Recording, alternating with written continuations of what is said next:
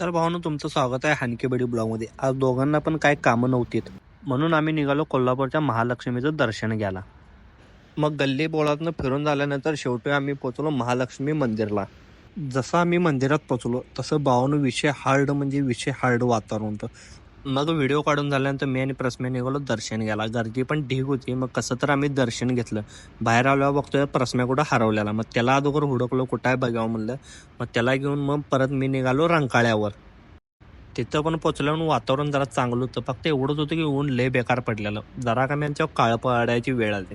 मग सगळं झाल्यावर तर म्हणलं तर व्हिडिओ काढावं. मग व्हिडिओ काढायला गेलो तर ह्यो देवदास असा बसलेला होता. मग ह्याचा व्हिडिओ काढून झाल्यानंतर प्रस्म्याला परत ओळखलं कारण गडी परत हरवलेला. मग जाऊन म्हणलं आता जरा पाण्याचा व्ह्यू घ्यावं. पाण्याचा व्ह्यू घेताना मग असं जरा सनसेट दिसला. मग त्याचा पण जरा व्हिडिओ घ्यावं म्हणलं.